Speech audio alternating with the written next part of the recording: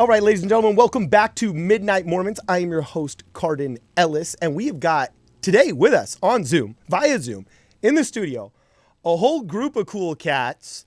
We got Kwaku, Ellen, Brad Whitbeck from Stone 16, and none other than the original gangster, Kate Kelly herself.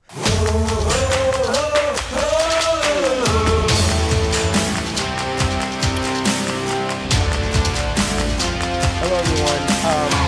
It was kind of quiet during that intro, so I probably should add some applause. You know what I'm saying? When it feel cooler. Yeah, so it just makes it sound cooler. But anyway, yeah, I've been looking forward to this for a long time, and we were talking in the pre-show before we jump in. Kate, that's your real apartment. Hi, everybody. Welcome home. Yeah, we were betting whether or not it was green screened or not. You know what I'm saying? So it's just too perfect. Yeah, I'm just a tidy gal. Yeah, so I think you win the cool backdrop award for this podcast already. Room Raider, rate me. Kate, do you think we made a mistake? Like when you got excommunicated, they solely for the fact that we could make General Conference look better. If you were still in, you know the horrible plants they put behind them, and it looks like a salad.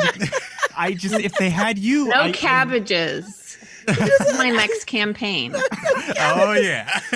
Okay, so before we jump into talk with Kate, you got to tell us a little bit about the work that you're doing now, because, I mean, holy smoke, we can argue about the ins and outs of the ERA on my other channel, Problem Solver Politics, ad nauseum. But the Herculean task you are attempting right now, if I understand correctly, you are attempting to ratify the ERA, which requires, if I'm not mistaken, 33 or 38 individual state legislatures on a one-by-one, state-by-state basis to say yes. Is this true? This is true of all amendments, and definitely true about the Equal Rights Amendment. Yes. Okay, so fill us in. They have to be passed in Congress and ratified by 38 states, 3/4. And you just decided, I'm going to take this bull by the horns and just straight up do it. I like impossible tasks. That's awesome. So how's it going? Actually, it's not impossible. And this year, 2020, Virginia was the last 38th state necessary. So I worked a lot in Virginia, and we took a bus and we wrapped it in the Equal Rights Amendment, and they called it the RBG Mobile, and they drove it all around Virginia and did a lot of different work in the state legislature there. So Virginia was the last state needed in January of 2020. So it's almost been 1 year that all states have ratified. So now we're just working out what I like to call the unresolved legal issues in a euphemistic way. But yes, yeah. Nice. Wow. So you're a lawyer, but is this one of those things where you became a lawyer just so you could wholly dedicate yourself to representing yourself in this movement, or did it just happen to be something that came along later and it just is a part of your lawyering gig? How's that work? Yeah. So I'm what they call a movement lawyer. So that's a thing that people do. Cool. And you say, cool, Brad, until you're on the receiving end of one of them. You know what I'm saying? Yeah. Yeah. Wait until you let's hold on a second before we say, okay, cool. No, I'm just kidding with you. Keep going, Kate. So yeah, I mean, my mom was a lawyer, and I said that I wanted to be a lawyer. I think I was 4. I said I either wanted to be a waitress or a judge. Dang. So I didn't go the food services route. I did go into law, but there's a million billion things that you can do with the law. And one of them is enforce the law, and one of them is make law. Uh-huh. And not a lot of people get to work on literally changing the US Constitution. And that's what I do. Yeah. It's been 100 years in the making. The Equal Rights Amendment was first introduced in 1923 in Congress, actually by Susan B. Anthony's nephew. Wow, that's intriguing. I didn't realize that, because I know there was the big hullabaloo in the 70s, right? So it was introduced in 1923, and it was reintroduced in every Congress until 1972, and it passed in 1972. It was actually supported by both parties. So in the 70s, in the early 70s, it was on the national platform of the Republican Party. And they had supported it since the 1940s. And so the Republican Party and the Democratic Party supported the Equal Rights Amendment, and it passed in 1972, actually by a huge margin. So it was like wildly popular with across the aisle, across both sides of the aisle. And then there was like a lady on, that did a big national tour, like a big press tour that killed it, right? And it was like this whole hullabaloo in the 70s. I have so very if you've vague seen, like, memories This Is of America, that film is about, or that TV series is about Okay. Phyllis Schlafly. So she was a conservative woman who ran for Congress herself, did not win, she lost, and she decided, okay, instead of being in Congress, I'm going to try to control whether or not the Equal Rights Amendment gets ratified. So she started a campaign called the Stop ERA campaign. And she was actually kind of the beginning of this conservative movement where a lot of different groups, like, you know how Mormons call the Catholic Church the great and abominable church? Well, the 70s Mormons did. And or the great whore of the earth, etc. That's the one I like. I'm not Now you're prepared to speaking latch the on to said statements, but sure, why not? Yeah. So, I mean, that's the nickname, the charming nickname. We have, my girlfriend is Catholic, and she came to dinner with a lot of my still very active Mormon family, and she didn't believe me. And she said, oh yeah, you know, I'm from the great and abominable church. And they all knew what she was talking about. She didn't have to say Catholic. I was like, I told you. That's awesome. See, like at this point, my Catholic friends just need to run with it, because I got to tell you, being called great and abominable is about as awesome as it can get. Like, there's not a better Shakespearean insult out there than "thou art great and abominable." And abominable. You know what that is too but funny. Phyllis Schlafly was sort of part of this initial coalition that grouped a lot of different religious traditions who historically did not work together. So she worked with Catholics, she worked with Southern Baptists, she worked with Mormons. You know, she was calling the Relief Society ladies in Utah and tried to organize them. So a lot of these different religious groups that on other issues wouldn't work together at all, she kind of brought them all together. And that was kind of the beginning of that type of coalition. So yes, towards the end of the 70s, the campaign against the Equal Rights Amendment really ramped up, and it got to the harder states. So if you look at a map now of the states that still have not ratified the Equal Rights Amendment, it's like the whole South, and then like a couple of Mormon states, basically. The whole South. So Nevada ratified in 2018. So that was recently. And then Illinois ratified, Nevada ratified in 2016. And then Utah also had a bill that year. I wrote Utah's bill. It didn't pass in Utah, spoiler alert, and has been brought up every year since, but it hasn't passed in Utah. And then it passed in Illinois in 2018, and then it passed in Virginia in 2020. So those are like the modern states, kind of reviving this fight that kind of stalled out in the late 70s. Wow, this is so interesting to hear, especially since you mentioned Susan B. Anthony, because here's something you and I have in common now. I, except for my mother, am the closest living blood relative to Clara Barton, the founder of the American Red Cross, kind of like one of the original suffragette gangsters. You know what I'm saying? And yeah, she's like old school. And I got to tell you, there are cool perks. Like, I don't know if you've like did your genealogy or anything like that, like extensively, but when you find yourself related to one of these American like figureheads, I have gotten into so many weird, cool museums, libraries, and like public's not allowed places. Like, we'll get calls from like Glen Echo and from like, I remember one time I was able to go into like this air conditioned place where they gave me white gloves to look at original, I don't know if they wanted me to authenticate them somehow or something. Like, I'm not that big of a deal, you know what I'm saying? But I was able to actually see some of the original writings they'd found in a sealed off attic of a building in Washington, D.C., where there was actually like a secret room that had been created by two mutual construction projects that had both sealed a door, and they didn't realize that they kept an attic area empty. And it had a bunch of Clara Barton's letters she had used when she was trying to reconnect Civil War veterans with their families and stuff. And I know that after that, she went on, and I think she even did speaking engagements with Susan B. Anthony and things like that, if I'm not mistaken. I should have done a little bit more homework before I got on a podcast with Kate Haley. I mean, that's like a history nerd's dream. So yeah, no, it's super cool. It's awesome. So maybe I'll send you some pics when I find when I dig them up. Cool. I've been to the Clara Barton house in DC. It's really cool. Oh yeah, and it's like nuts. They like covered the ceiling with a plaster that was leftover plaster from if you break your arm.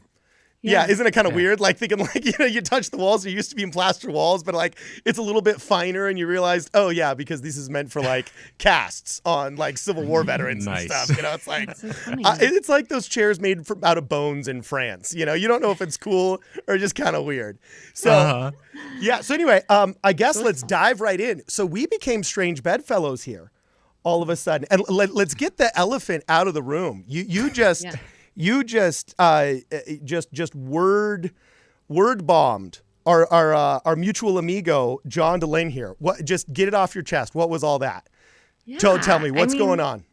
I don't love centering John DeLynn in a lot of discussions. I think he does that pretty triumphantly himself. But I think one of the important things, there's a lot of like pain, and as you see online, there's a lot of anguish and angst for people leaving the church. And there is, there is like a space for people who need help, who need resources, who need community.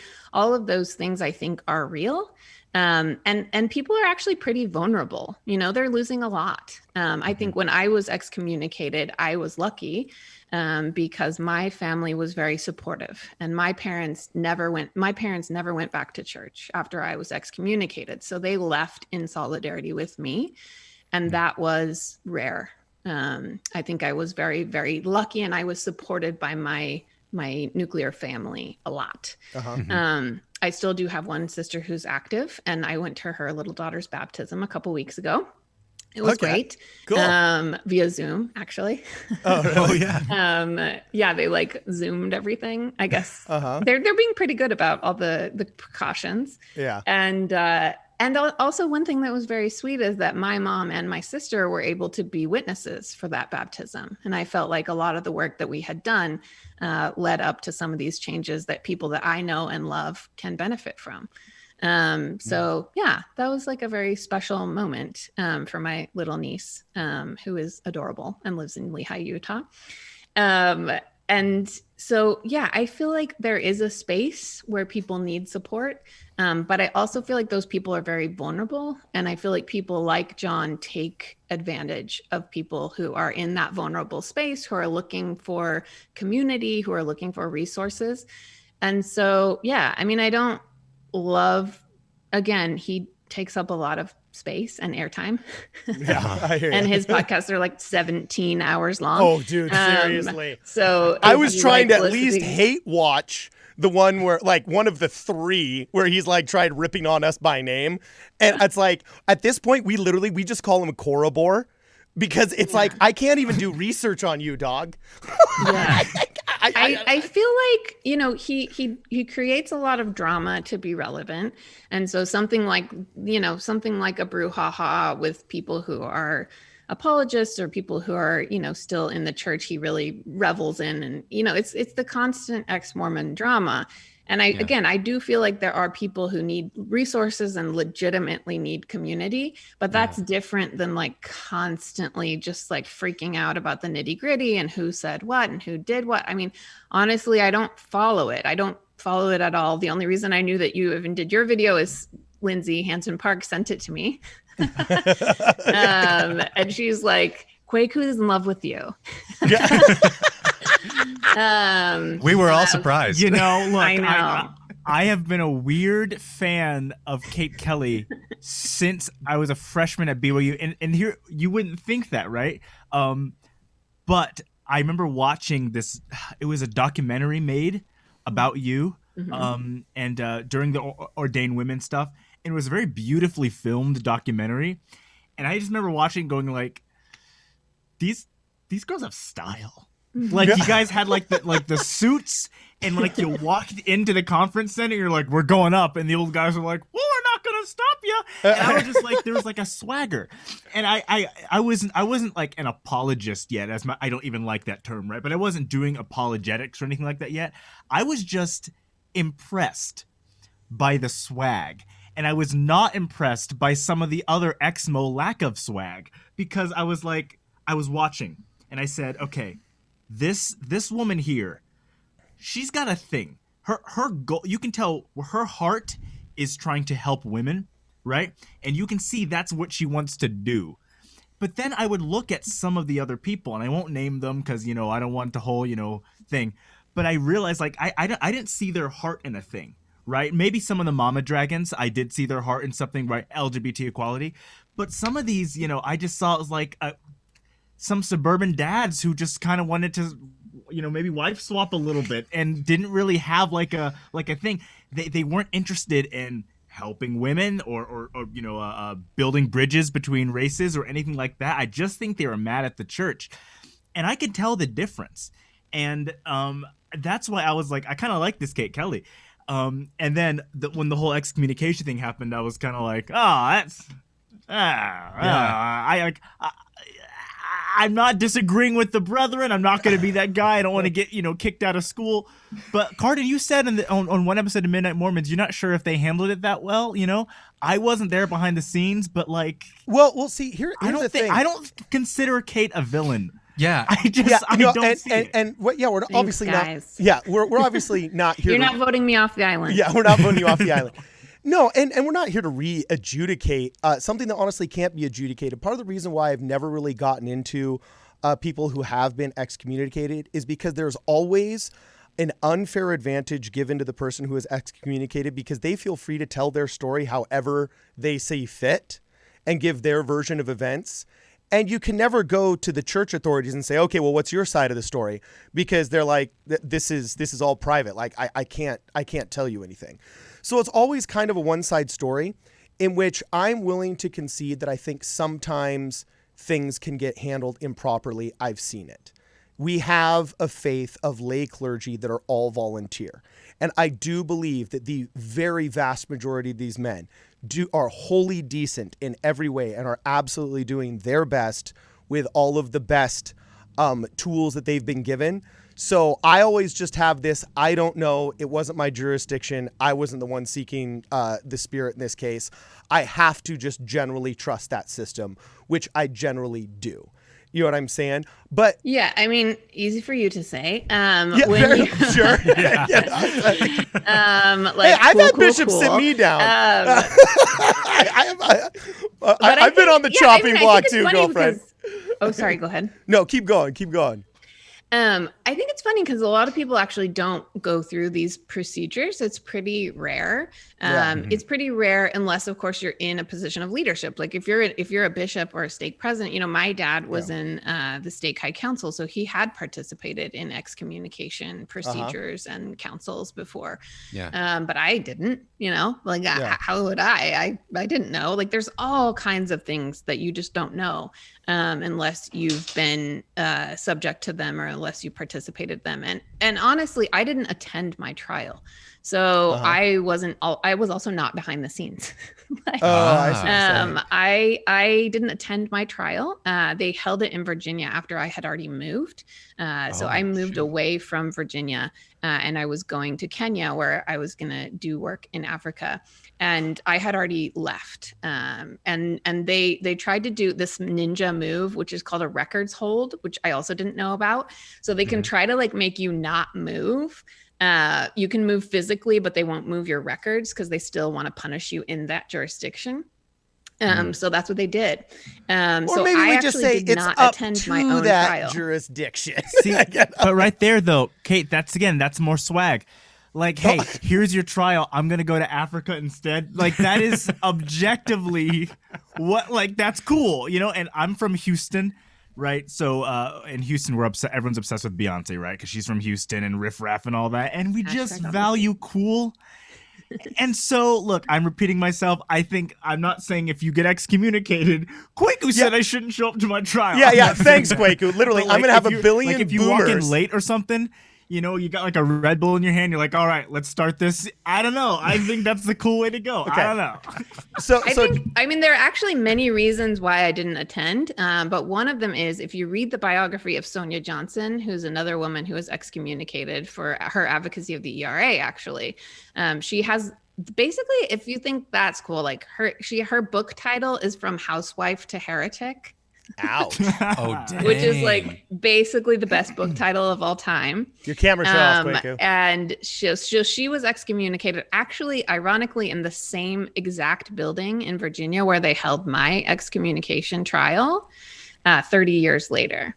Wow. So, yeah, it's kind of spooky. So they excommunicated Sonia Johnson, and she didn't have a witness. She did attend her trial, and she did not have a witness.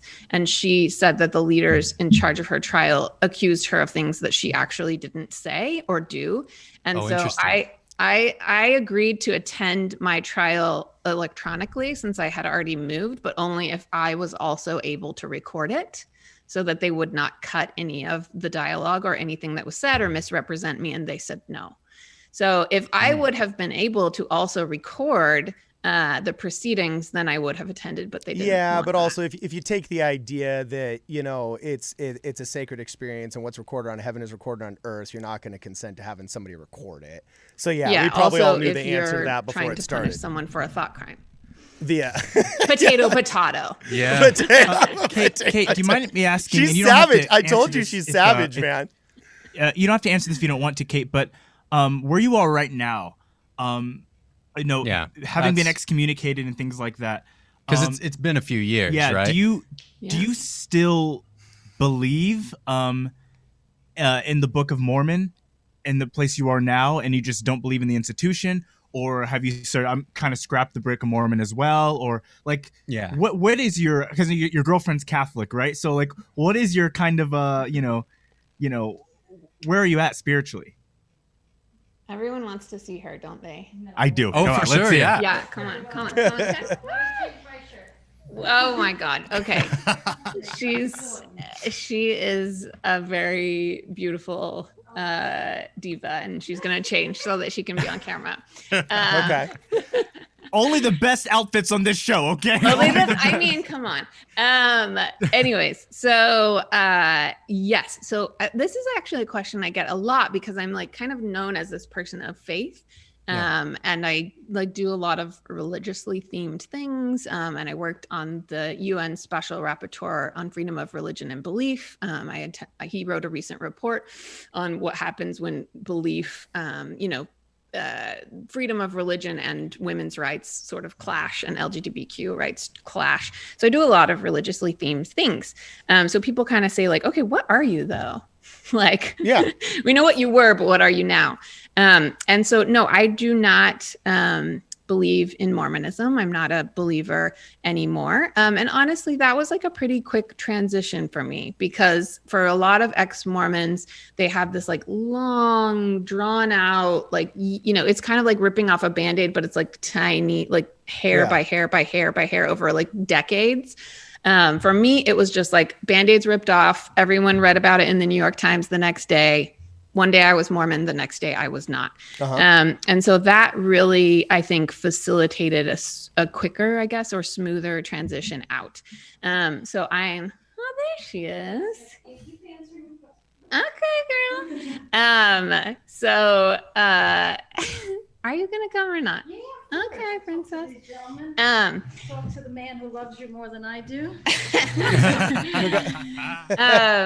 This is Jaime. Hey, Hello, Jaime. Hi, Jaime. Hello. Lovely to see you. She was watching your video and she was like, I feel like this is like surreal. This is like surreal. I feel like so crazy. we're like a Provo frat boy is like fangirling over Kate Kelly. What on earth is going on? I don't understand. Yeah, That's it funny. was a lot. Wow. It was, I feel like we were in a reality show or something. Yeah. Very bizarre. Yeah. That's awesome. Huh. Anyways. Yes. Do you have any questions for Jaime? Any questions? Before we stop torturing her? No, we just wanted to see you. That's all.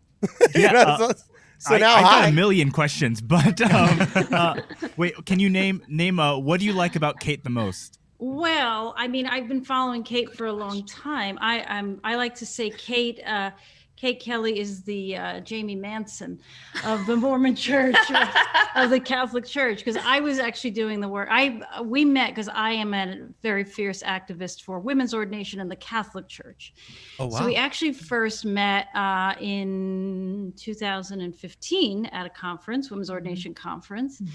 And I had actually written about her. She didn't know who I was. And in, what was it, March? 2 years? It'll be 2 years ago this March. She came out as queer on Twitter, and I'd been following her on Twitter, and I was like, oh, and she was in New York, and I'm a lifelong New Yorker. So, awesome.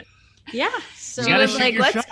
Yeah, she totally Yeah. did. She messaged me on Twitter, and then I was like, I think she said, "Do you want to get coffee?" And I was like, "I don't drink Do you coffee." drink coffee? I mean, I knew, I'm a theologian, so I knew. Uh-huh. I knew the Okay, rules. so but I didn't know actually, what she now was that we sticking got to you and both wasn't. here, I Oh, still yeah. don't drink coffee, by the way. Yeah. And so then we We met. met. Yeah. And I think one time I made the mistake of saying Jaime is the Kate Kelly of Catholicism. That's right. That's right. That's She right. said, That was no, you are the Jaime Manson of Mormonism. Of Mormonism, exactly. Nice. Yes. oh, that's funny.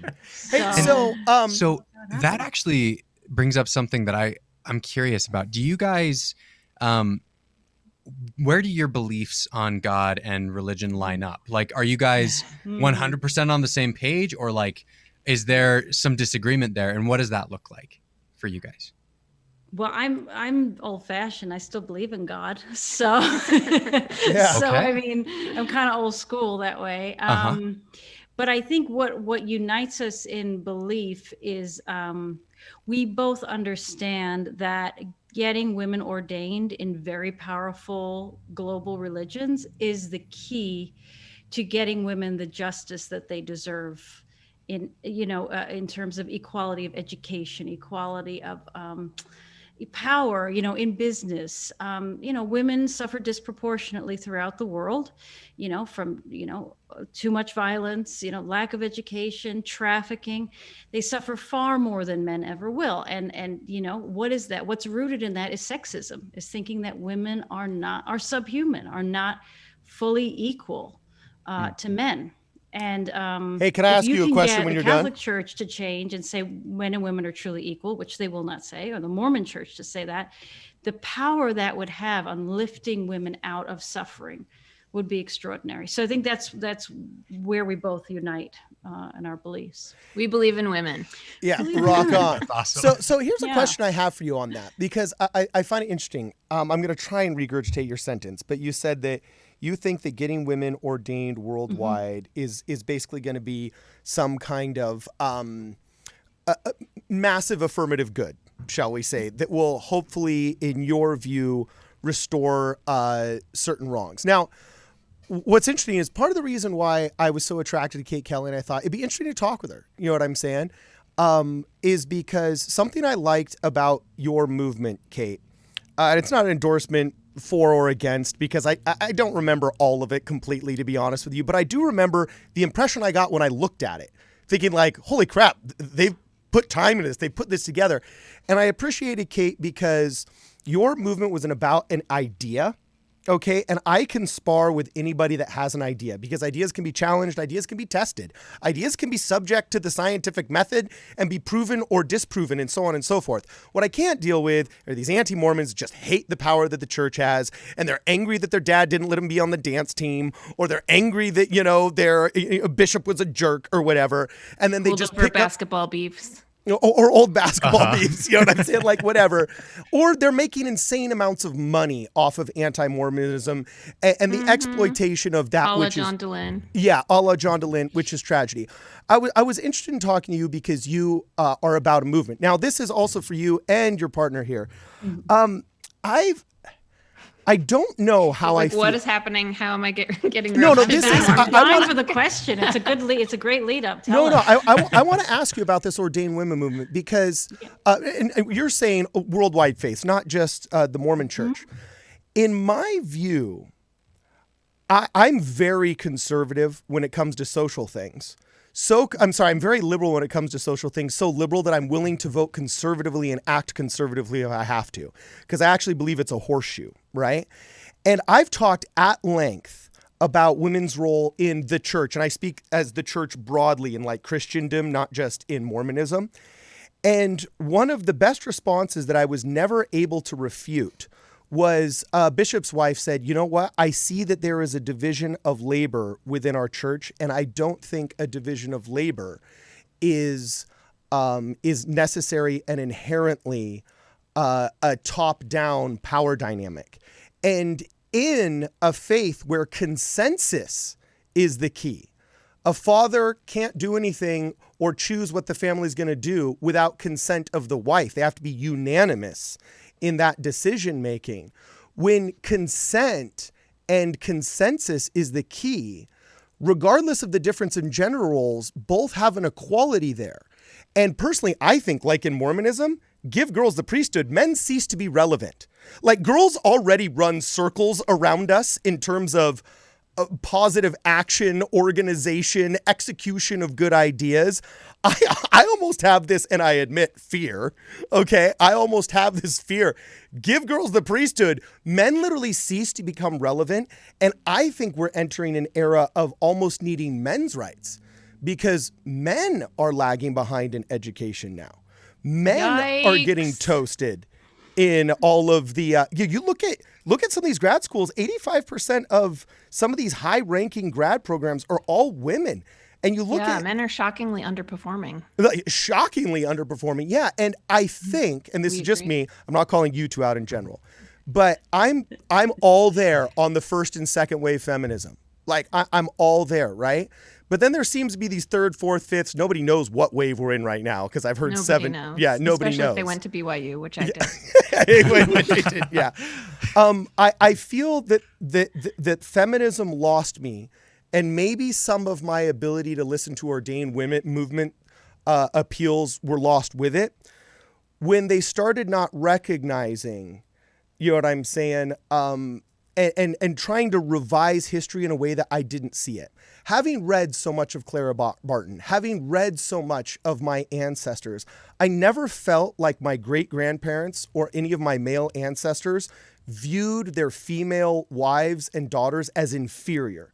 I think natural things like crippling menstruation cycles that were never fixed until the pill was invented, you know what I'm saying? And many of the technological advancements that came naturally, and we know are inspired of God, came naturally with time, I feel like has done more to equalize women's roles necessarily than legislation would. So I feel sometimes that a lot of this feminism is just a cultural thing, similar to zero populationism in the 70s. And when we all get that out of our system... Zero population is the answer, exactly. I kind of have this nagging Saturday's feeling... Yes. Yeah, I just kind of have you. this nagging feeling that if I met Jaime and Kate like 20 years from now, once we've all forgotten about like all this SJW, like put progressive in front of everything and title it that way, that a lot of what you are hoping to find would just happen naturally. Does that make sense or no? That's like such an amazing, lucky perspective that you have. Okay. But I think it's just like you're so completely isolated and insulated from the impacts of the things that women have to deal with, that I can see how, like, you know, that quote, like the arc of justice bends towards, the moral arc bends towards justice, yada yada. Uh-huh. The arc of the universe. But that's just not how it happens. What actually happens in order to make change is people make a lot of sacrifices, and people are sacrificed. And so I think in my case, that's why it really hurt or touched so many people who, you know, I heard people say when I was excommunicated, I'm like, wait, that was me. I'm so confused. Are you talking about when I was excommunicated? Yeah. But it was really experienced as this collective harm, because I think a lot of people, you know, they saw me as a sacrifice, that I was very sincere in my aims, that we were very sincere in our cause. We were, like you said, very organized, polite, but assertive. And I think, you know, it doesn't happen naturally. Women don't just get rights. Women have been fighting for rights since before the US Constitution existed. I'm writing a book right now called Ordinary Equality.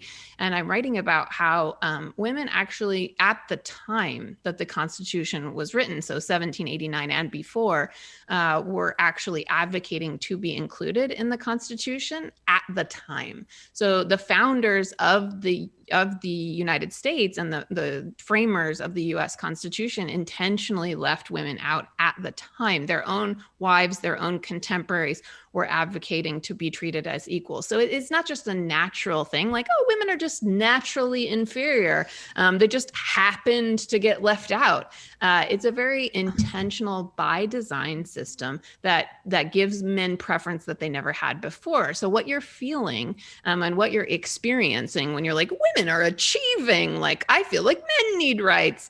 That's actually just a balancing out of what has always happened. And so, yes, women are achieving. Yes, women are going to grad school at higher rates, but they have traditionally, your category, white, Anglo-Saxon, Protestant man, your category has never had to compete with the kinds of people or the numbers of people that you've had to compete with. So now you actually have to compete with on women one half of my for family. those spots. The escaping Nazi concentration. Oh, sorry, I said, well, that's maybe on one half of my family. The other one that had to escape the Nazis before it came to America here, yeah, it competed a lot. But yeah, I mean, I'm not. That's not to say that no one in your family history has ever experienced oppression. That's to say, like, the system is designed to promote people who look and talk and act like you. The system is not designed to promote queer women, for example, or people of color, or people with disabilities, or people who just have barriers. It's not that they place those barriers and limitations on themselves. It's that the actual system does not preference them. And so now it's like, oh, wait, we're getting on a more equal playing field. And the people that are outperforming others are not these men that have had these advantages for so long. So I can see how that feels like a loss. I can see how that feels like, oh man, we just don't have the advantages we used to have. And honestly, that sucks. And I think honestly, that also happens to ex-Mormon men. If you'll see a lot, ex-Mormon men are like constantly like, men, like, I mean, they leave Mormonism, but they still want to be the protagonist of every story. They still want to have all the events. They still want to be in charge. They Kate, I hate to interrupt him. And if our camera's getting really hot, so if we black out, I'll keep talking. Oh yeah. It seems off topic, but it's directly on topic.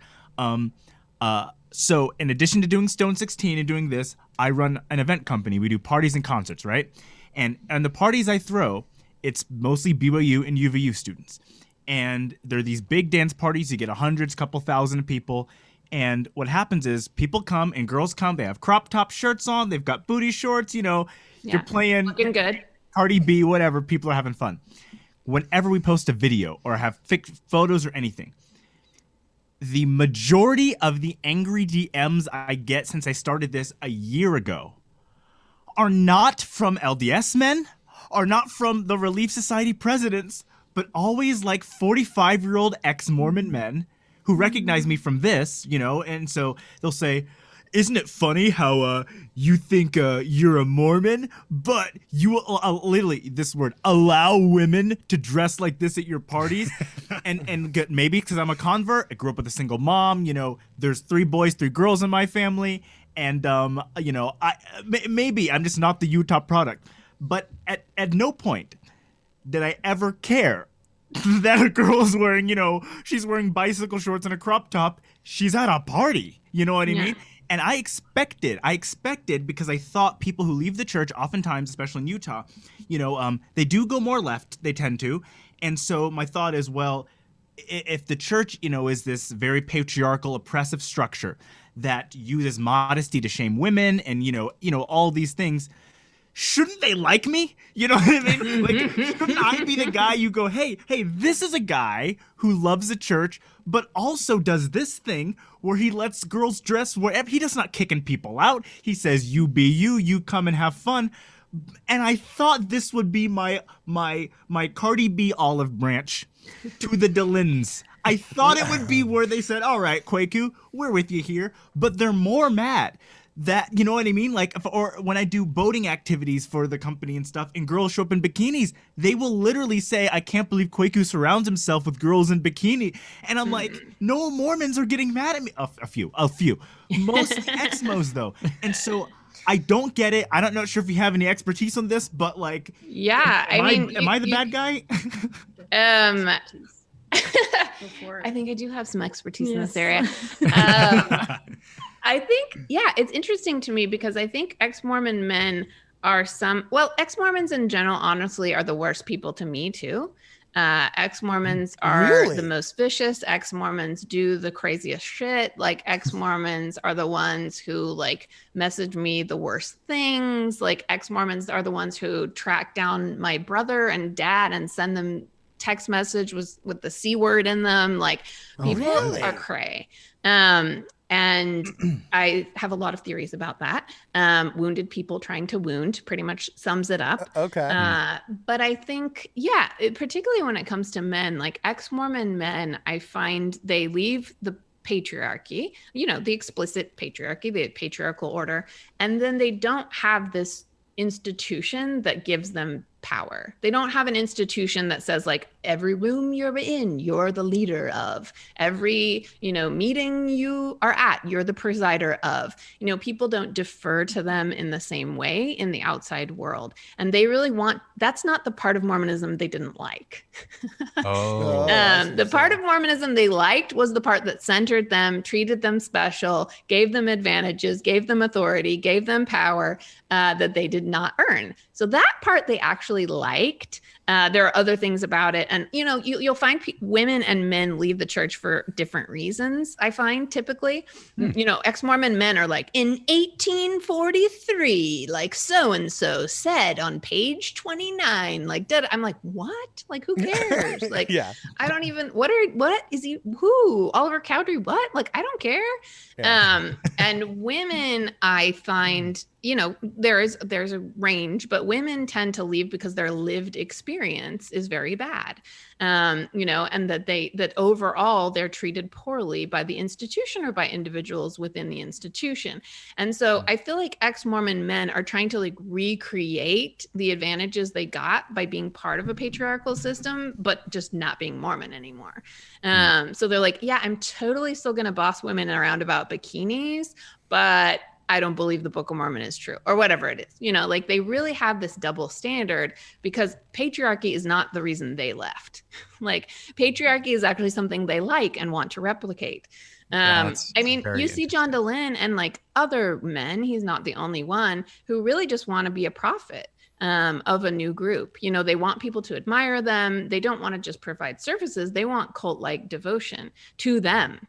And so, yeah, I think that's one of the most problematic things about the post-Mormon community. And we can talk more about this, but honestly, it's just a very, very toxic space. Yeah. I find Mormons to be more delightful. Mormons treat me with more kindness. Mormons are also like eternal optimists. So Mormons are just like, so you're getting rebaptized, right? And I'm like, guys, no. Like, that's God what the bless Zoom you. call was really for. They're like, oh no. I'm glad I brought reinforcements. You can't commitment pattern me. I also served a mission. But where? Oh, sorry. No, Spain. continue though. Yes, Spain? Barcelona. Yeah. Oh, my wife served in Madrid. What? Madrid Yeah. is so awesome. That's Okay, really, so really I want to cool. get But continue. back. Sorry for Yes. cutting you off. Anyway, so I think they try to recreate these systems that benefited them disproportionately. And then it's also just like not in an actual institution. So there's no checks and balances. There's no, there's nothing to check their quote unquote power. And like Kwaku said, the only thing they have is the story about how I'm no longer Mormon. And that's like their thing. But I'm like, that's not a healthy thing to have forever. Well, Because and you it's really, such a negative thing, right? It As is opposed to negative, a positive yeah. thing where, like what you're doing, going out fighting for a cause, I think Yeah. actually keeps you in a much healthier headspace. At least from what I've seen with like people that I know, whenever people I know who have like left the church are like anxiously engaged in a good cause elsewhere, they're fine. But if they're not, and they end up embroiled in something very negative that's like ultimately kind of ends up being like the church is responsible for what my problems were, right? Yeah. Then it kind of blinds people from being able to see like how they can improve their lives in their own way, right? And end up in a happy spot where they're like getting the 38th ratified state for something that they believe and that was passionately what in, made right? me. That was and what. I think like having a negative identity of anything is like a really tough road to hoe. Like it is difficult to say like, and because Mormonism is so totalizing, like when you leave, it's like, okay, if I struggled because I'm like, okay, my whole identity is like, I'm Mormon and like, I'm this lady lawyer and like yada, yada, but now I'm no longer Mormon, you know? And so like, what is my identity? Like I met my husband at BYU. I served a mission. I did all these things. And now that that's gone, like, what is my identity? And that can be very difficult. So I really empathize with people on that journey. But it is a journey, and like, hopefully there's a destination at the end, and it's not just like forever going to just like, you know, grate yourself against and that's what really that doesn't serve you. That's what really attracted me to you originally, and the idea of getting you on the show, because I thought, you know, here's somebody who isn't about an idea, is not about a hatred. You know what I'm saying? And it's so few, like half these 90% of these anti-Mormons don't refute scripture, they fulfill it. You know what I'm saying? Like those old phrases, like they can leave it, but they can't leave it alone. You know what I'm saying? And things like that. Like here's somebody that actually just left it alone, which actually made me think that maybe she had something smart to say. What was Kate Kelly saying again? Like the fact she didn't go psycho and send all of her ex-Mormon subreddit minions onto every single comment section that I have of any YouTube video online makes me think there's probably something to listen to about Kate Kelly. I'm not sure what it is, but I'm going to give her the ear because, you know, she seems a little bit more rational in that regard.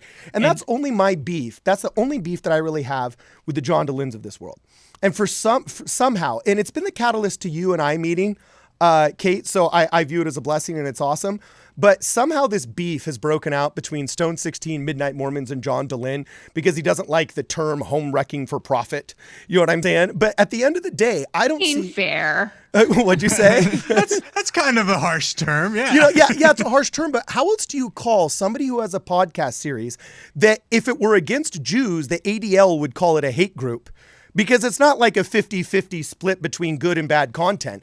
Look at the past 10 thumbnails he has. It's like lying for the Lord and why Mormons in media lie. You know, it's like he rips on Mormonism constantly, interjecting doubt into these people who, like you say, aren't scouring books about the 1830s commentary of Oliver Cowdery. You know, they're just having a lived experience amongst fellow believers at church. So he's got a business model that is constantly injecting doubt into people's minds and brains, which fine. I'm all about challenging a system because if a system is good, it will stand. But you can't be interjecting doubt and then simultaneously saying that doubt can only be cured by my life coaching, our faith crisis cruising, and, you know, this group over here who are the most toxically, cynically, worse than Bill Maher on steroids when it comes to their pessimistic view of things.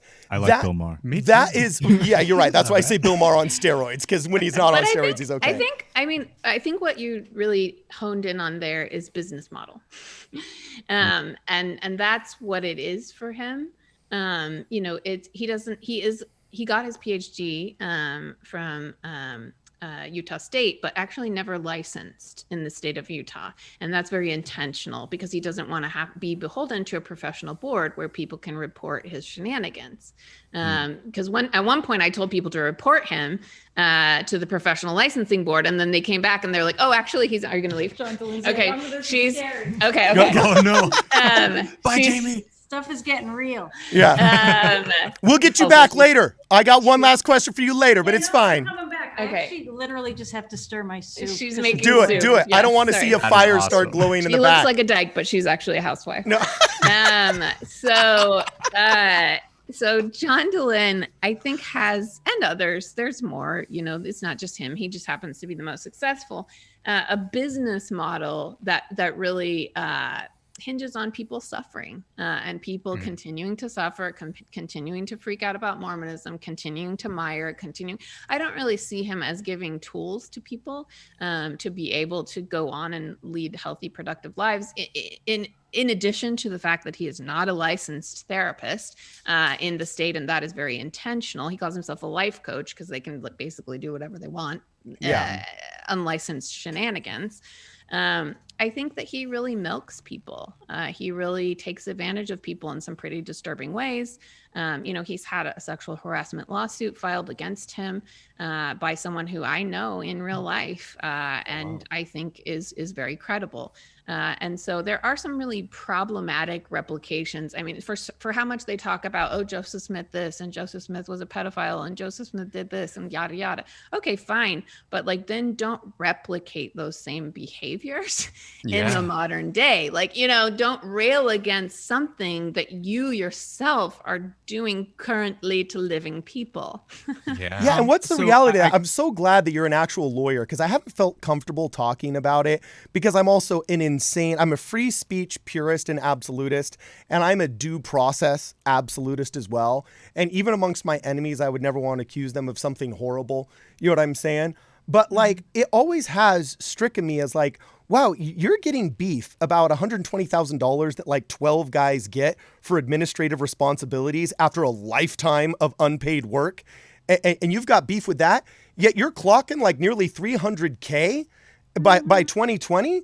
Like, hold on a second. And then that's only the reported income. There are like, anyways, we could go into like so many shady things. Yeah. But Kate, I know you don't want to, but there's a can right here of Delin pasta, and you opened it, but I'm yanking it. I want to know a little bit more about what you can say legally, and I know that I read a lot online, right? So I went and read, I won't use names obviously, but I went and read, accounts of sexual improprieties with John Delin, and I did some detective work to try to see if I could find the person that and on that subject, I want to know,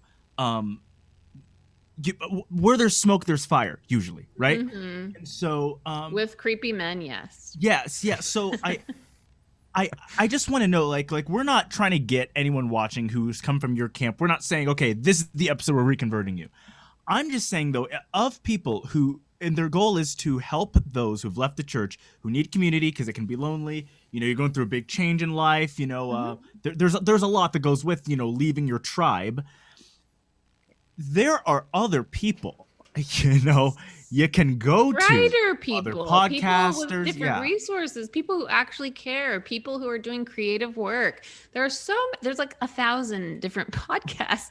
And there are also like legitimately trained therapists who are working on helping people. That's, I think, how you can tell people's motivation.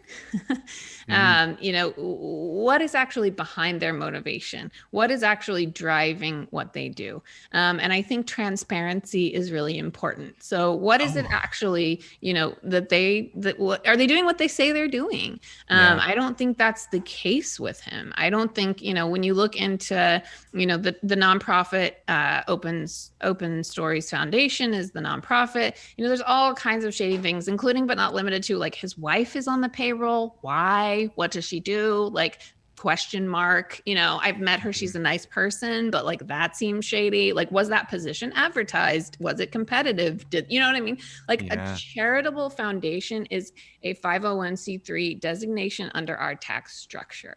So when you have that, it's not just a personal piggy bank. What it is actually a charity tax deductible donation that someone can make to that organization, and you have to fulfill a charitable purpose. Those guidelines are pretty wide, but lining your own pockets, off the back of work that other, honestly, women do for him. That was the main sort of tipping point for me, is I had friends who were doing hours and hours and hours of work for him, editing podcasts, doing interviews, running his little workshops, yada, yada. Like, all of those people, almost all of them are working for free, just because they want to help people. They legitimately want to help people. And he is taking advantage of that and using that, again, for what Cardon said is a business model.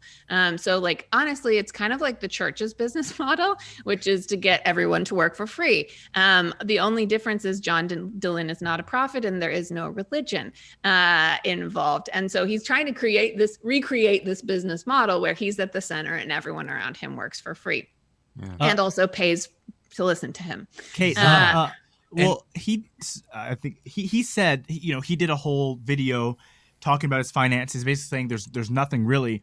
But I read things you've said, Christy Money. You know, I went down the rabbit hole, and I mean, the person who is, you know, early 20s, convert of 6 years, not too into that world. The way it looks is you've got a group of women saying John did not fairly pay us. There's some weird handsy stuff and dishonesty, and it is a business model in the land of MLMs, right, of Utah. And he's basically saying, no, these women are wrong, maybe a little bit crazy. Don't listen to him. Classic. Actually, the person who accused John of sexually harassing her, she was an employee of OSF. So that's why she filed the lawsuit under the Human Rights Commission of her state, because she was actually an employee of the foundation.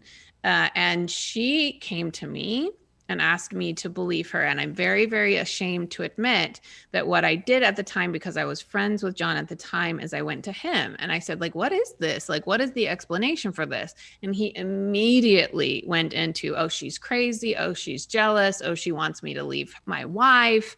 You know, all these different things, which this is all in DMs, so I have receipts. Just John, if you're listening, truth is a complete defense to defamation. So FYI.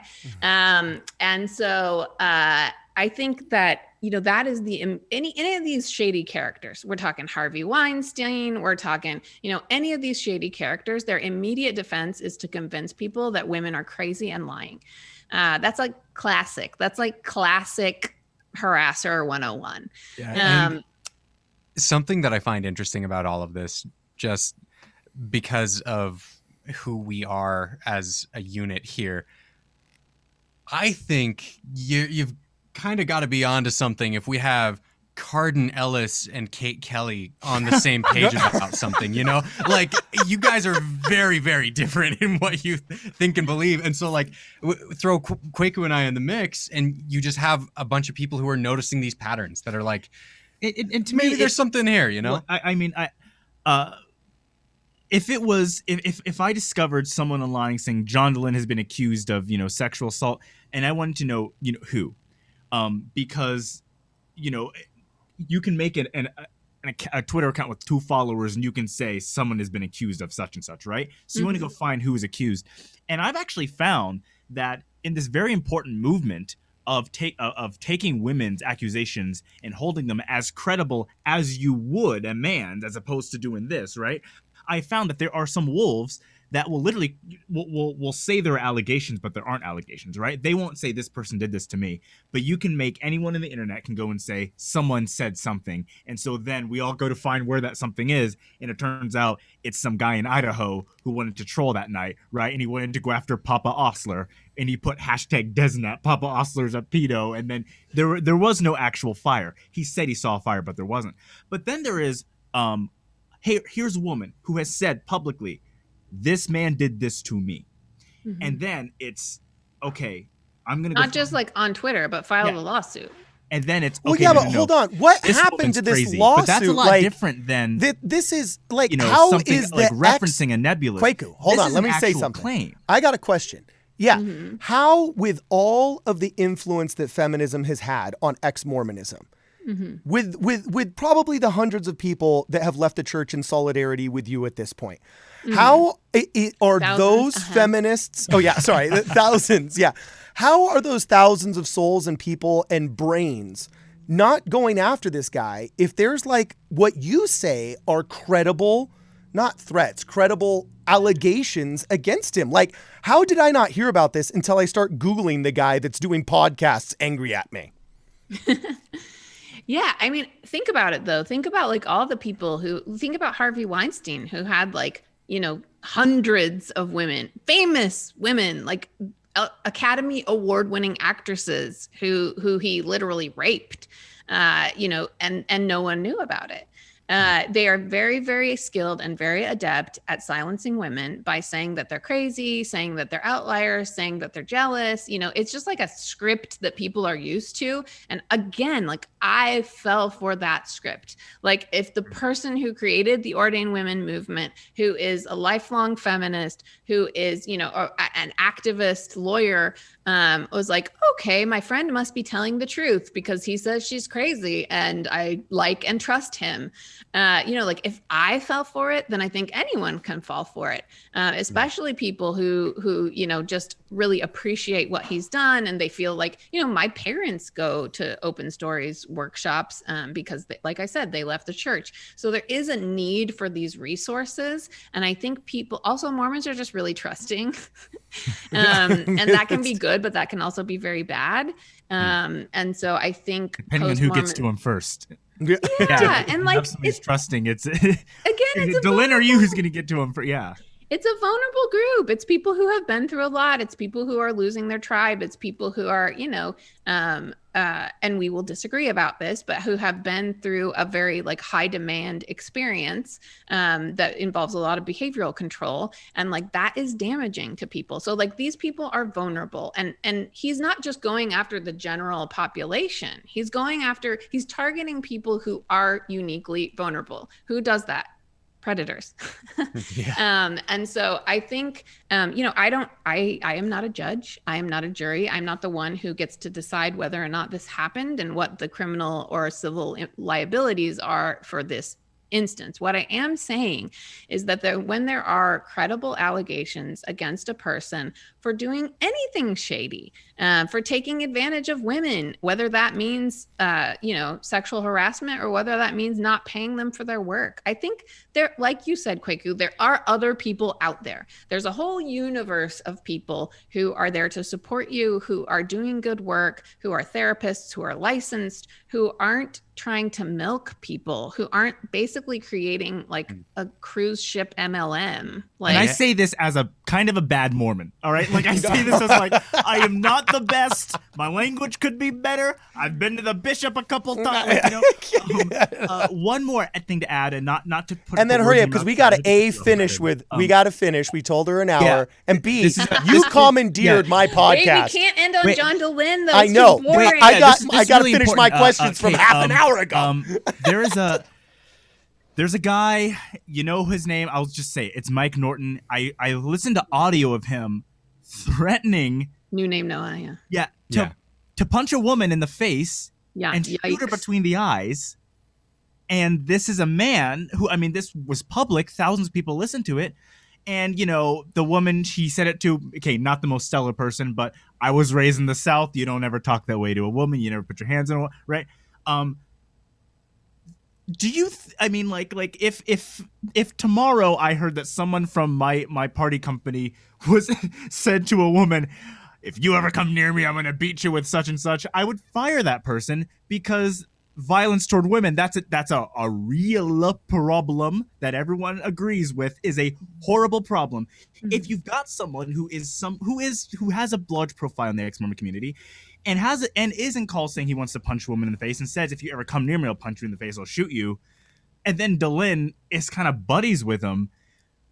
To me, that signals more evidence that these claims on that I've read from these many women could be true, because if you are not wholly repulsed and wholly remove yourself from a friendship of someone who's just saying, I'm going to hurt a woman, to me that shows you probably don't take women's stories and take women's experiences to the level you should. Now, of course, this is just my rationalization, but I mean, are you familiar with what I'm talking about? Are you familiar with this audio? Yeah, I mean, again, I think all of this centers around toxic masculinity. She had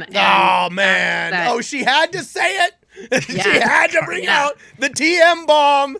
TM, toxic masculinity. But I think, like, you know, whatever you want to call it, the acceptability of violence is really just part of our culture, not just Mormon culture, but culture, our whole culture. And so I think the fact, and that also goes to the video that you guys made about him. Like, it's really, or whoever made that video that he's so upset about. It's the glorification of violence is not okay. It's not okay with me, especially as a woman on the internet. John DeLynn called 911 because someone made a bad video about him on the internet. Like, he wouldn't survive a single day as a woman on the internet. He would not. If you think that is, I just want to I'd love to hear a recording of that 911 call. Hello, someone is mad at me on the internet. Sir, we are in a global pandemic. Okay, hang up the phone. I think, I think he's trying to capitalize on a situation and again, redirect all attention to him, sympathy. I'm the victim. This is what people who are predators do. They make themselves the victim, even in a situation where it's paradoxically, it's just they're so not the victim, but somehow they always turn the attention back on themselves and are able to say, I'm the victim in this story. And so I think, Mike Norton saying anything violent, again, I don't super follow all of this anymore. No offense, but I have better things to do. Yeah, we hear you. I think Good. I don't follow every thing that someone says or recording or whatever it is. But the general principle I believe in is that, yes, violence against women is wrong. And if someone is violent, particularly against women, but violent against anyone, we should call that behavior out. It's not okay.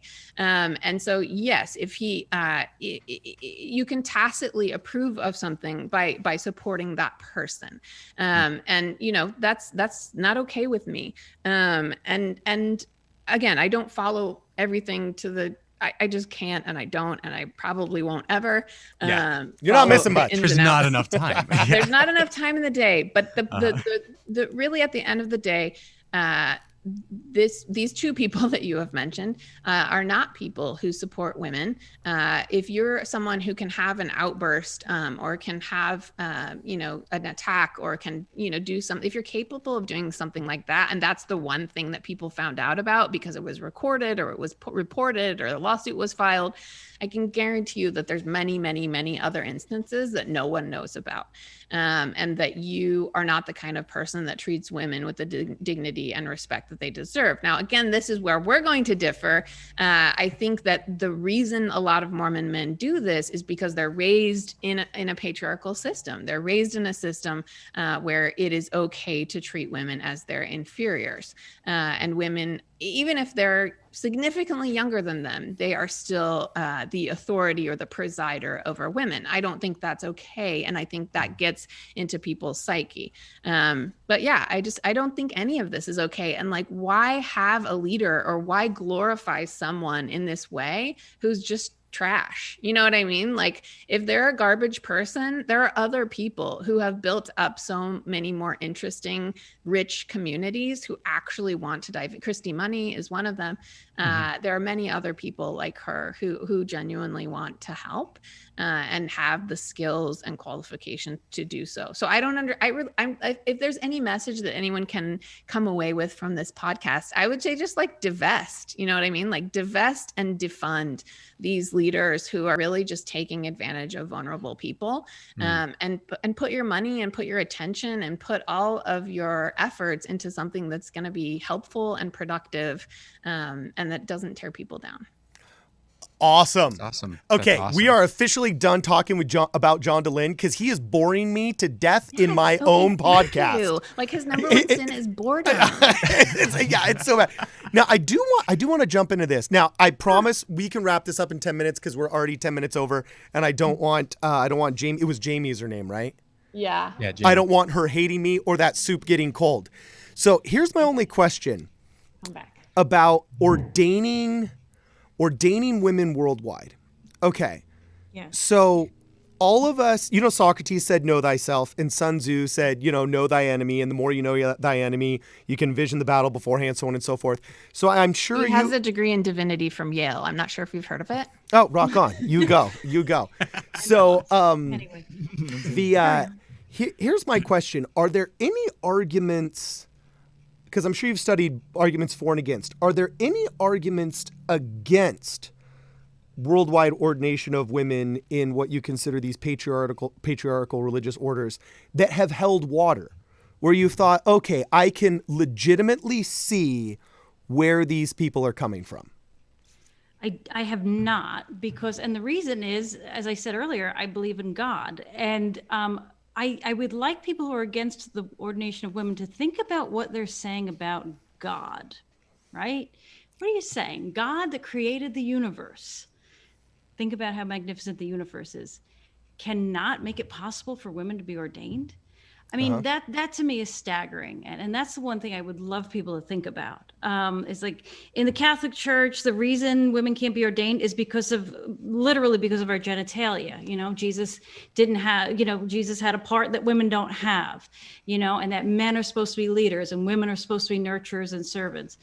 I can't imagine God is that limited. And I want you to imagine what it's like to be told that God cannot work through you because of your body, the very body God created.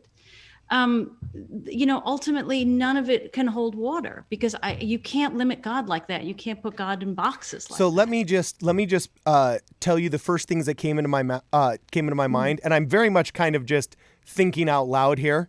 You know what I'm saying? I'm sure this is probably going to get clipped and I'll get called some kind of like toxically masculine jerk by somebody on the internet. TM. But yeah, TM. But so I'm thinking, okay, well, you say that this God cannot say that, okay, these, women should be lesser and be servants and be nurturers. Right. Well, what if Christianity were to actually take much more seriously the lessons of Jesus?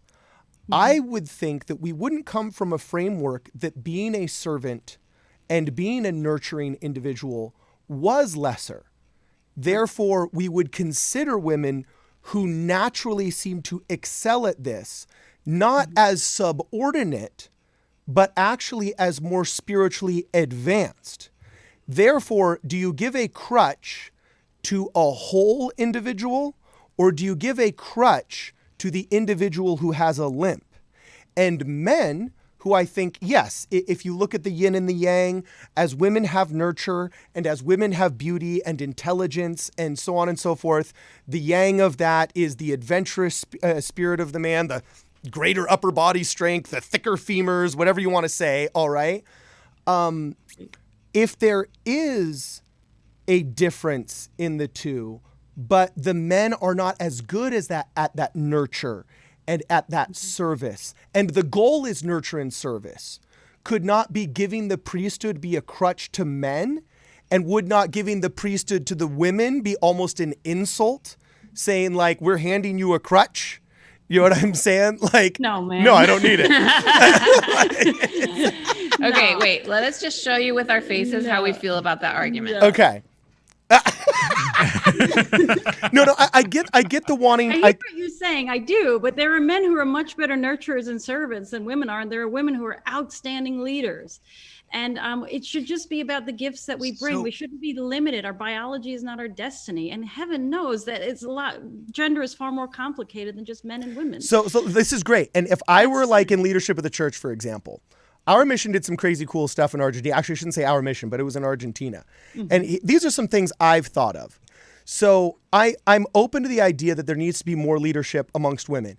And sometimes I think the fix isn't commandeering the already existing priesthood structure, but creating a new structure. Like, couldn't there be amplified women's leadership in some of these churches?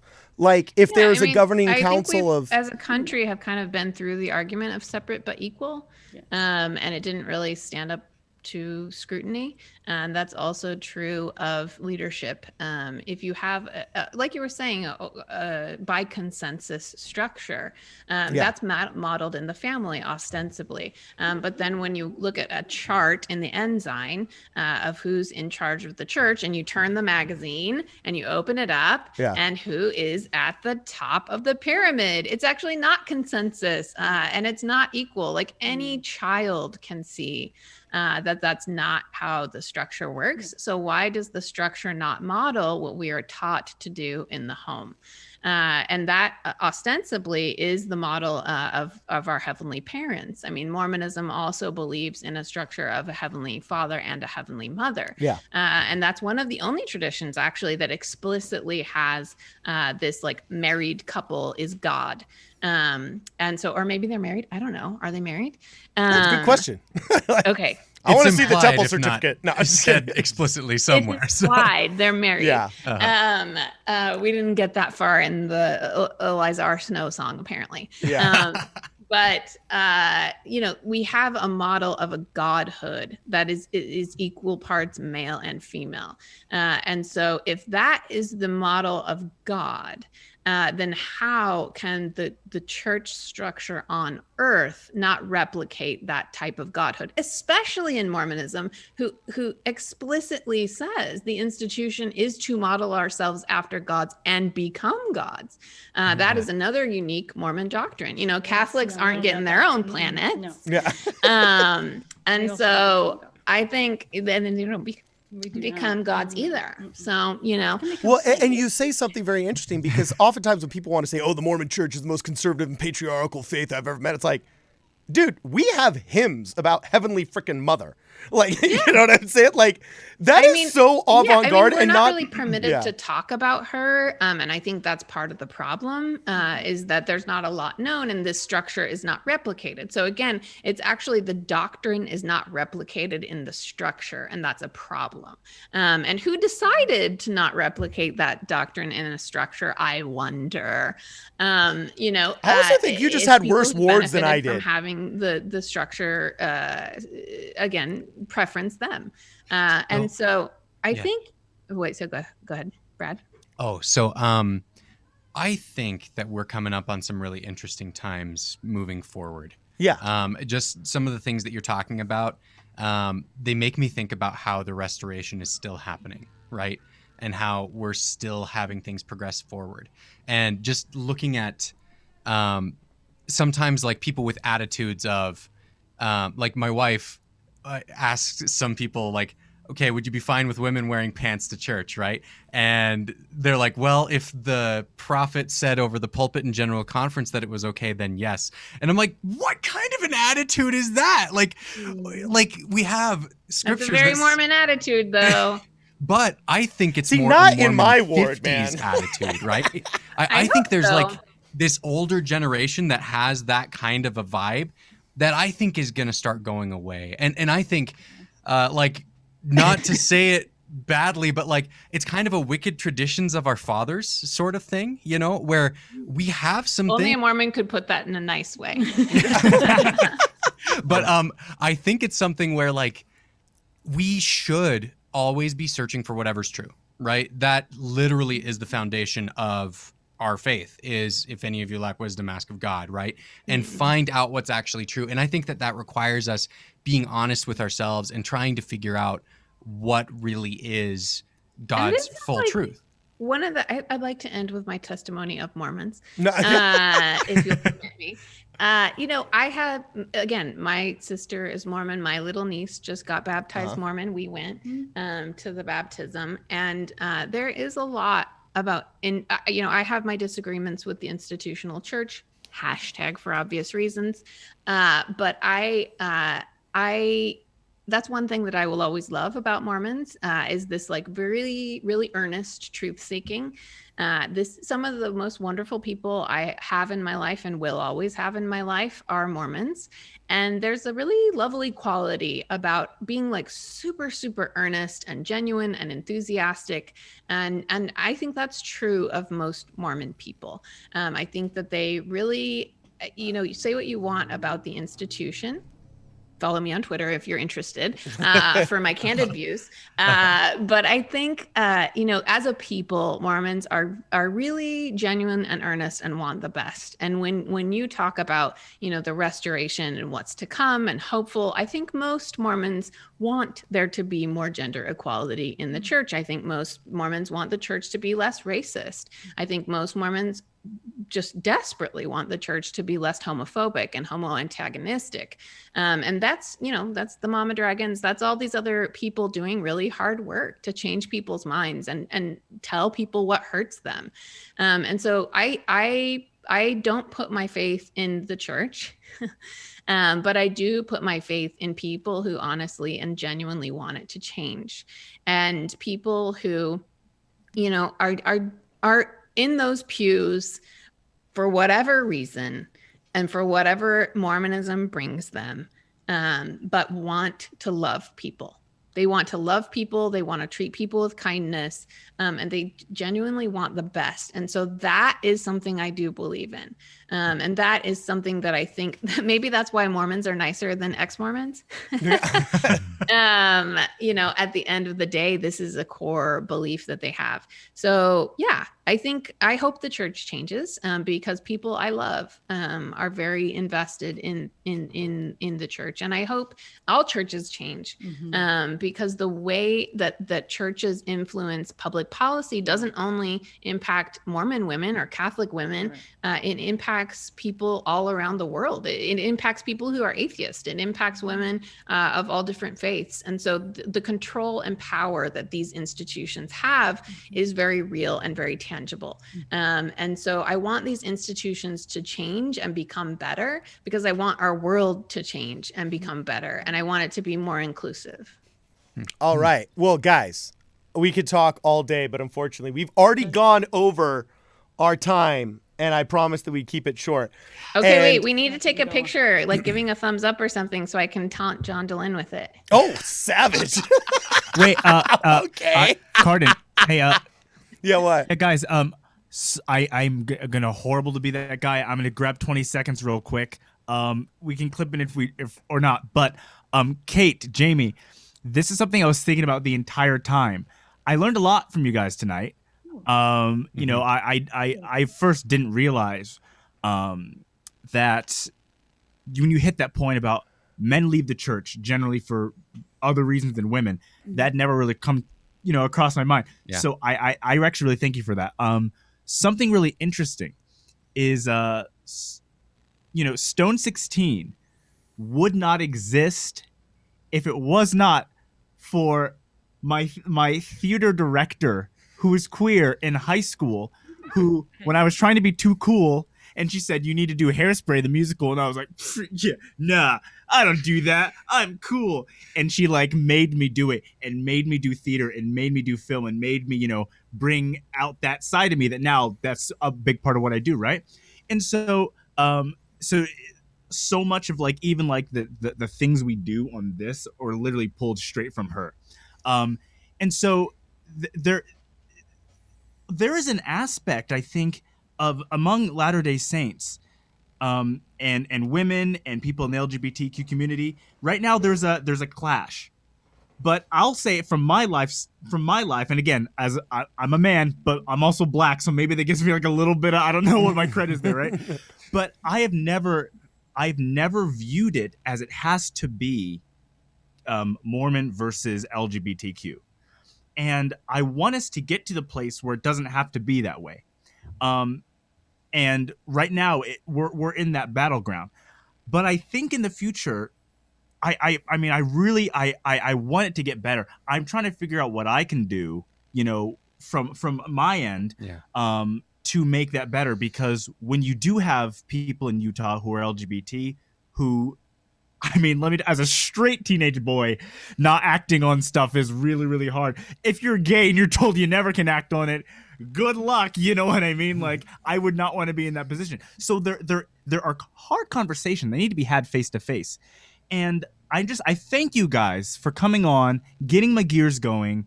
And I really, really valued this. I learned a lot. And so I just wanted to say that, because this was important. And I actually I don't know, my heart is turned a little bit. So that's just wanted to add that in. Here, got some chills, Kwaku. I got chills. That's nice. Thank God for gays. Yeah. I mean, I think we're all on a journey. And I try to have a lot of empathy for people on all sides of the journey. I have less empathy for institutions.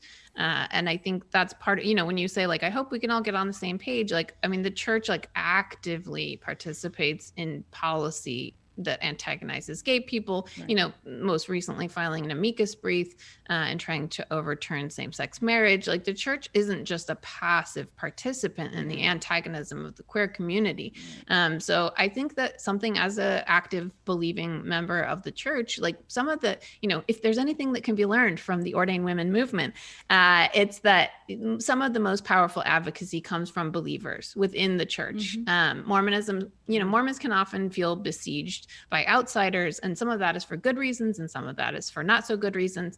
But if you feel passionate about LGBTQ rights, if you feel like queer people should be treated as equals, I think you should speak up. I think people should speak up as Mormons, because that's going to go a lot farther than other people. And I think that's the only reason the church reversed their policy of excluding, what's called the November policy of excluding children of gay people from being baptized. So there have been some positive movement because of members speaking up. But the church antagonizes not just LGBTQ Mormons who commit suicide at a very high rate and have all kinds of negative outcomes, but the church also involves themselves in policy that tries to take away civil rights from gay people all around the world. So that's as a Mormon person under good conscience, you can't just sit in the pews and say nothing. You got to speak up and let people know. And by people, I mean leaders, that that's not okay.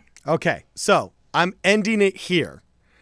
and you can go. We didn't talk about all the other things. Enjoy that There's soup. so much more to discuss. No, I was about going to say. Actually, to be honest with you, Kate, just like Kwaku, I really enjoyed this.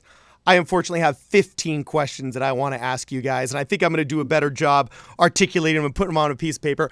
I love that you have called this a MISFIT FHE, and to be honest with you, if you have time in the future where we could circle back and I will actually write down specific questions, I would not mind having another MISFIT FHE, because to be honest with you, I've always believed in the power of conversation. And in the book of Isaiah where it says, come and let us reason together.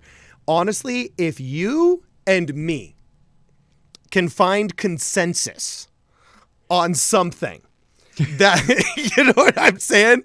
There ain't nobody on earth that can't find consensus. All right. I just want to make clear at this FHE, I am presiding. Okay, sure. If it's a MISFIT FHE, you can preside all day long. And you have to bring the treats. And I will bring the treats. All right. So, yeah, I love this. This has been awesome. Before we go, where can people find you, Kate? I'm on the World Wide Web. What do you prefer? Twitter, your YouTube channel? Twitter. My Twitter handle is annoying and long, but it's Kate_Kelly_ESQ. I'm a lawyer, so that's a very expensive degree, and I paid for those 3 letters handsomely. Yeah, I noticed that you also put in your title Juris Doctor, and I was like, wow, she's making sure we all know. I'm like, hello. All right. That's awesome. Okay. Well, thanks for being with us. We're not taking our selfie? Oh yeah, right. the Thumbs selfie. Up. Yeah. So what do we do? Hey. Wait, I also have to take it. So you do a thumbs up. Oh, okay. All right, 1, 2, 3. Okay. Oh, geez. Is that you, Rona? You guys, I thought this was also a great conversation. And I feel like there can be a lot of hurt feelings, and especially when I have conversations with Mormons. So I appreciate it. And I appreciate your time. Yeah. All right, sweet. Equally. We will catch you later. See you in the next one. Bye, guys. Adios.